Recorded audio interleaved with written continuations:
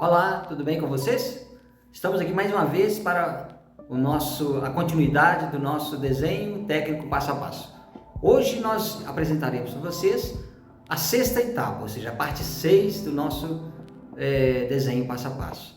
E mais uma vez eu quero lembrar a vocês, em primeiro lugar, agradecendo a cada um pela participação, pelos likes, pelas inscrições, mas pedindo ainda que a inscrição é muito importante para mim. É muito importante para o canal, para a gente evoluir, e também o seu joinha, dá aí também a sua contribuição nos comentários. E nesse ponto hoje nós iremos falar sobre DIN 15058, que são chapa-trava, e também a DIN 94, que é contrapino. São elementos importantes na formação e montagem mecânica. Então, nesse intuito a gente vai agregar essas duas normas, sendo elas muito importantes, para o desenvolvimento de qualquer projeto, de qualquer desenho. E a gente vai encontrar ele várias vezes pelo caminho da nossa carreira profissional. Então, o começo é a base de tudo. Então, vamos começar?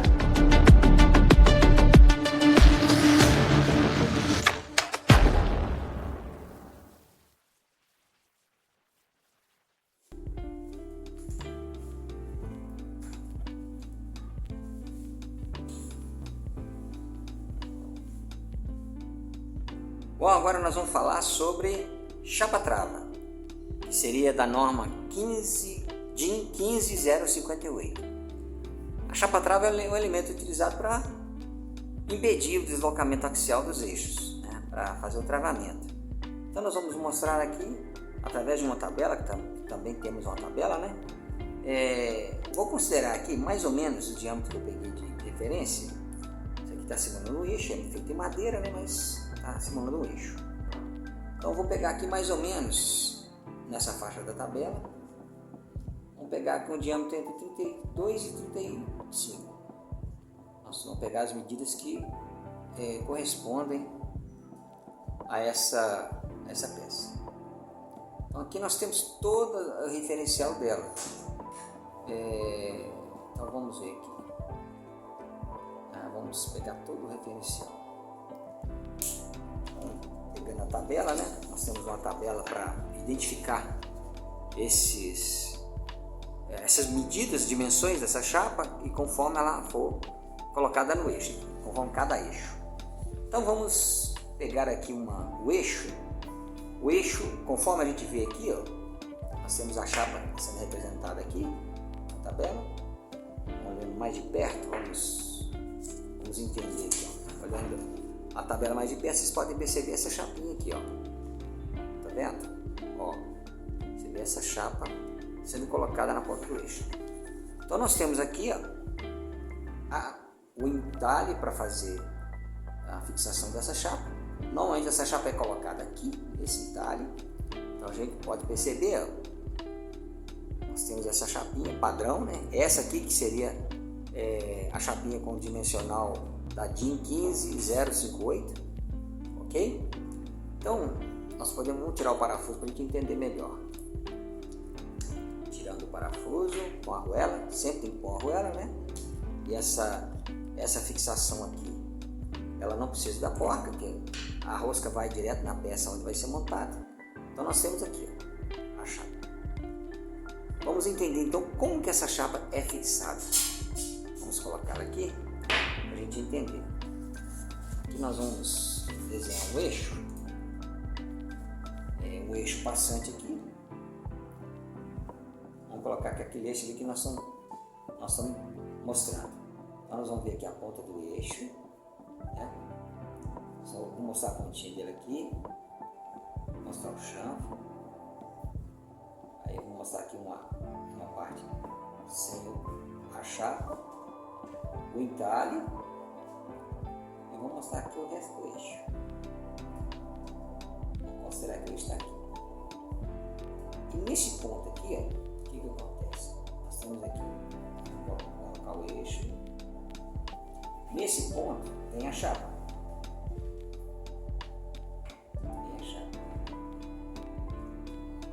A chapa colocada aqui, tem um furo passante aqui para receber o parafuso, e aqui o corpo onde vai ser preso esse eixo passa aqui por um furo, tem um furo aqui e tal. Você tem a chapa aqui. Fazer uma ruptura aqui, né? Fazer uma cachura, como a gente tinha falado anteriormente. Eu vou falar mais sobre. Aí aqui, ó, nesse ponto, nós fazemos a rosca interna, né?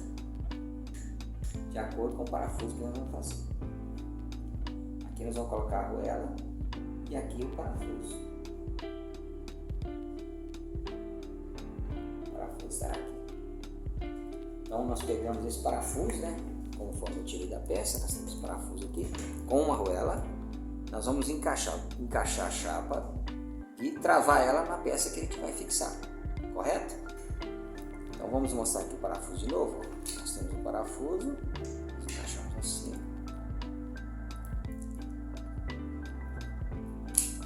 E aí, tá vendo? E nós colocamos aqui, ó, encaixando. Você atravessa o parafuso e encaixa a chapa dentro do entalhe e aperta na peça onde você vai fixar, ok? Então essa é a função da chapa de trava, da DIN 15058. Isso a gente usa, a gente pode ter aqui no meio, por exemplo, né? Dar um exemplo de utilização aqui. Nós podemos ter aqui um espaçador, vamos colocar aqui um espaçadorzinho aqui. E aqui a gente tem uma roda. Que nessa roda, né, vamos considerar que seja uma roda assim. Aí aqui nós temos, por exemplo, nós temos nesse ponto aqui, nós temos um rolamento. Vamos trazer esse passador um pouquinho mais para dentro, só para a gente entender. Esse passador de um lado, esse passador do outro. E aqui, vamos falar também mais para frente, nós temos aqui um rolamento. É onde a roda vai girar. Então normalmente a gente faz um X para representar aqui um rolamento. Eu vou falar para frente também. Então nós temos aqui uma montagem mecânica, utilizando aqui a chapa de trava. Travou aqui, ele vai rodar apenas no interior aqui, que é a roda, correto? Roda apenas no interior. Aí aqui nesse caso, nós temos do outro lado uma mesma montagem, ou pode ser também uma cabeça. Nós temos aqui, ó, por exemplo, a gente faz a chapa aqui, coloquei aqui 3, 4. Então vamos lá, 3, 4. A gente tem aqui, ó, do outro lado a gente tem a mesma chapa, o mesmo furo. Aliás, vamos fazer diferente aqui, só para ficar variado. Nós temos aqui a chapa e do outro lado a gente pode fazer uma cabeça no parafuso. Faz uma cabeça nele aqui. Ele vai estar preso do outro lado pela chapa de trava. Então é só fazer uma cabeça chanfrada aqui. E do outro lado você tem a travamento. Aí você tem uma roda no meio. Aí você teria que fazer o desenho aqui dos passadores também, né? Que é um desenho bem simples. Então aqui o que nós temos? Ó, posição 1, posição 2, posição 3, posição 4, que é a chapa, posição 5 e 6, que é o parafuso, correto? Aí tem o rolamento também, né? Posição 7, rolamento. Então nós temos aqui uma montagem completa. Só para vocês entenderem, às vezes, o que a gente faz as peças, mas não entende como que ela é montada. Então estou aproveitando aqui para dar uma ideia também de montagem para vocês. Então nós temos o pino, falamos sobre o pino, né, que o pino está aqui, mas esse aqui é sem cabeça. Mas eu dei uma sugestão aqui que quando você trava de um lado, você não precisa de travar dos dois, você já travou aqui, aí você tem uma roda montada, ok? Então tá aqui, ó, a peça, ok? Então falamos aqui agora sobre a chapa trava. E essa chapa, ela não precisa ser desenhada desde que seja padrão, ela é apenas pela norma, você consegue comprá-la, né, tal como você compra o parafuso na arruela. Mas tem casos que nós temos que desenhar a chapa trava porque ela não segue o padrão, às vezes por necessidade diária, a gente tem que desenhar essa peça, essa chapa, ok? Então tá aí uma noção para vocês em função da chapa trava e como montá-la e um exemplo de como ela é utilizada, ok? Agora iremos falar sobre contrapino. E contrapino, que é também conhecido como cupilha, né?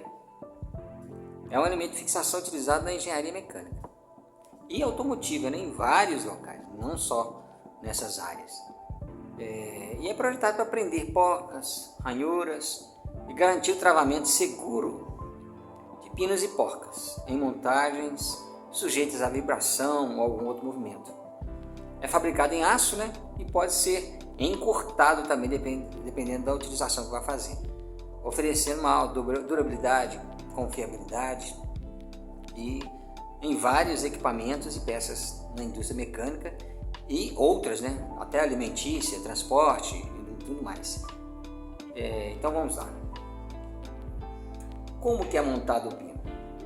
Nós estamos utilizando aqui o mesmo eixo que nós utilizamos para a chapa de trava, né? Estou indicando aqui no mesmo eixo. A gente faz um furo. Esse furo também tem tabela para ele, né? Tem um distanciamento da face até o centro do furo. Para cada pino nós temos um diâmetro diferente, diâmetro de furo, né? Então como que funciona? Você monta o pino, esse pino principal, né? Na onde você vai, no seu equipamento, né? Vamos fazer um desenho aqui para entender. Vou dar um exemplo bem simples. Vamos supor que você tem um carrinho, né? Então, você pega a chapa do carrinho aqui e tal. Aí você tem aqui, vou dar uma altura aqui só para mostrar só essa seção. Aí você tem uma chapa aqui, correto? Vamos supor que esse carrinho tem um eixo aqui montado. Vamos supor que o eixo está montado aqui. Vamos fazer aquela ruptura que nós vimos na seção anterior. Aí aqui para frente, né? Vamos considerar que você tem aqui o eixo. Essa ponta que nós estamos vendo aqui, vamos considerar que essa ponta, com o furo, nós vamos apresentar ela aqui. Ó. Então, um pequeno rebaixamento aqui. Aí você tem essa ponta de eixo. E nós temos aqui, vou apresentar ele para cima, só para a gente entender. O furo aqui, ó. Como eu tinha falado na primeira aula, né? Sobre o tracejado, o furo tracejado. Aí aqui nós viemos com esse pino encaixado aqui, ó. Aí nós temos a haste dele aqui. Atravessamos o pino, certo? E o que ele vai fazer? Essa haste é dividida, vocês estão vendo? Ela é dividida. Então nós vamos pegar aqui, ó, esse ponto, vamos dividir dobrar essa parte dele aqui, uma parte, dobrar para um lado e para o outro. E pode fazer para um lado e para o outro, então ficar assim. A gente dobra as pontas, a gente pode abrir ele, a gente pegar o pino, encaixar o pino aqui, ó, contrapino, né? E abrir ele aqui, ó, abre para cá e para cá, para não ficar a ponta para fora. Então a gente abre para a esquerda e para a direita aqui, em relação ao diâmetro, correto? Então nós temos montado, tá aqui. Aí o que vem aqui, né? Vamos dar exemplo, nós falamos no carrinho, então nós colocamos uma arruela, para não ficar o pino direto na roda, né? E vamos colocar a roda aqui, ó. A roda está aqui. Esse carrinho de supermercado, por exemplo, é igual disso, né? Pode ser usado em vários setores da indústria. Vamos pôr aqui. Nós temos a roda do carrinho aqui, ó. Tem a borrachinha dele, né? Tá? Borrachinha da roda e o interior da roda. E aqui tem um cubo. Então vamos ver aqui, né? Ó, nós temos o cubo.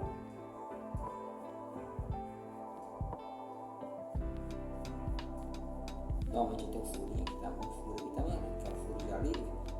Aquela rodinha bonitinha, cheia de... Bom, a roda de carro, né? Ó. Então nós temos a roda aí, ó. Vamos simbolizar aqui o peso. Entenderam? Ó, esse aqui pode ser soldado, né? Normalmente os carrinhos eles são soldados aqui. Solda numa chapa que vem da estrutura onde carrega esse peso. E nós temos aqui um exemplo de montagem, correto? E temos outros exemplos de montagem também. Por exemplo, você tem cilindro mecânico. Cilindro pneumático ou hidráulico, por exemplo. Você tem aqui o olhar dele, né? Tem aqui o olhar do cilindro traseiro. Tem esse cilindro, o corpo dele, correto? Flange superior aqui. E tem a haste. E na haste o que a gente tem? A gente tem um olhar do cilindro, com o furo dele, correto? Ele vai fazer esse movimento aqui. O que acontece? Se a gente olhar por baixo aqui, ele vai ver o quê? Vai ver o olhar, vai ver o furo, e no furo o que vai acontecer? Você vai ter um pino. Aí você vai mover, vamos supor, você tem a peça onde vai prender aqui. Vamos supor que vai prender aqui, correto? Aí está passando o pino, o olhar está aqui. Aí você atravessa o pino, o contrapino vem aqui, ó, travando o sistema. Você está aqui o contrapino, de um lado do outro. Está prendendo ao olhar. Ou seja, prende o olhar do cilindro, que está aí aqui, né?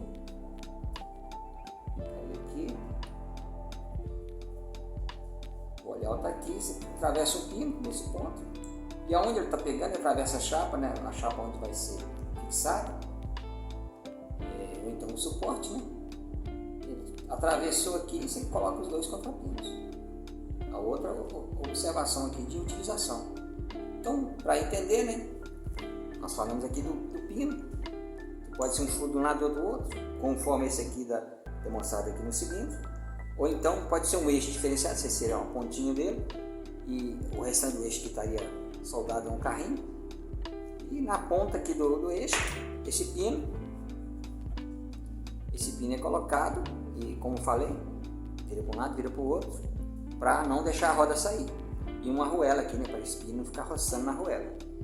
Então, são dois exemplos bem clássicos para a utilização do pino.